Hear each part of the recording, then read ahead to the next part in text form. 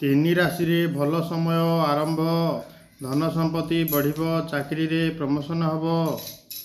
ସମ୍ପୂର୍ଣ୍ଣ ଭିଡ଼ିଓ ଦେଖିବା ପାଇଁ ଚ୍ୟାନେଲକୁ ଗୋଟେ ଲାଇକ୍ ଏବଂ ସବସ୍କ୍ରାଇବ୍ କରିଦିଅନ୍ତୁ।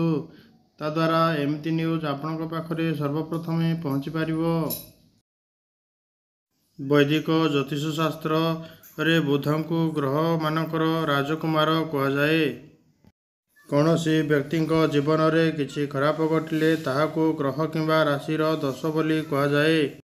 ବ୍ୟକ୍ତିଙ୍କ କୁଣ୍ଡଳୀରେ କୌଣସି ଗ୍ରହଙ୍କ ପ୍ରଭାବ କାରଣରୁ ଅନେକ ଗୁଡ଼ିଏ ସମସ୍ୟା ଦେଖାଯାଇଥାଏ। ସେହିଭଳି କୌଣସି ଗ୍ରହଙ୍କ ଭଲ ପ୍ରଭାବ ଥିଲେ ବ୍ୟକ୍ତିଙ୍କ ଜୀବନରେ ଭଲ ଏବଂ ଶୁଭ ପ୍ରଭାବ ପଡ଼ିଥାଏ। ରାଶି ପରିବର୍ତ୍ତନ କରୁଛନ୍ତି ବୁଧ। ଏବେ ମେଷ ରାଶିରେ ଗୋଚର କରିଛନ୍ତି ବୁଧ। ତେବେ ବୁଧଙ୍କ ରାଶି ପରିବର୍ତ୍ତନ ସମସ୍ତ 12ଟି ଯାକ ରାଶି ଉପରେ ପଡ଼ିବାକୁ ଯାଉଛି। ସାଧାରଣତଃ ଯେଉଁ ସବୁ ରାଶିର ବୁଧ ଅବସ୍ଥାପିତ ଅଛନ୍ତି ସେମାନଙ୍କୁ ଜ୍ଞାନୀ ଏବଂ ପରାକ୍ରମୀ କୁହାଯାଏ।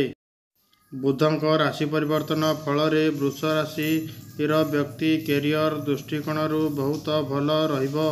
ଏହି ରାଶିର ବ୍ୟକ୍ତି ବିଶେଷ ଯେଉଁମାନେ ବ୍ୟବସାୟ କରନ୍ତି ସେମାନେ ଏହି ସମୟ ମଧ୍ୟରେ ବିଶେଷ କାରବାର କରିବା ସହ ଲାଭ ଅର୍ଜନ କରିବେ।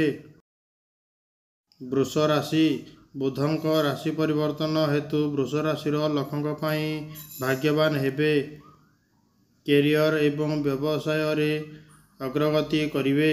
ନୂଆ କାର୍ଯ୍ୟ ଆରମ୍ଭ କରିପାରନ୍ତି କିମ୍ବା ଏକ ଚୁକ୍ତିନାମା କରିପାରିବେ। ପ୍ରେମ ସମ୍ପର୍କ ଭଲ ହେବ। ମିଥୁନ ରାଶି ବୁଧଙ୍କ ରାଶି ପରିବର୍ତ୍ତନ ଫଳରେ ମିଥୁନ ରାଶିର ବ୍ୟକ୍ତିବିଶେଷ ଅନେକ ଫାଇଦା ପାଇବାକୁ ଯାଉଛନ୍ତି। ଚାକିରି କ୍ଷେତ୍ରରେ ପଦୋନ୍ନତି ହେବ। କଠୋର ପରିଶ୍ରମର ଫଳ ପ୍ରମୋଶନ ମାଧ୍ୟମରେ ମିଳିବ। ଅଫିସରେ ଉପସ୍ଥିତ ଅଧିକାରୀ ସହିତ ସମ୍ପର୍କ ମଧୁର ହେବ। ଦରମା ବୃଦ୍ଧି ହୋଇପାରେ। ଘରକୁ ମାଡ଼ି ଆସିବ ସୁଖ ଏବଂ ଶାନ୍ତି। ତୁଳା ରାଶି ଡିସେମ୍ବରରେ ବୁଧ ଗ୍ରହଙ୍କ ମିଳନର ଶୁଭ ପ୍ରଭାବ ହେତୁ ତୁଳା ରାଶିର ବ୍ୟକ୍ତିବିଶେଷ ଉନ୍ନତି ଘଟିବ। ଆପଣଙ୍କ ପ୍ରତିଛବି ଲୋକଙ୍କ ଉପରେ ସକାରାତ୍ମକ ପ୍ରଭାବ ପକାଇବ।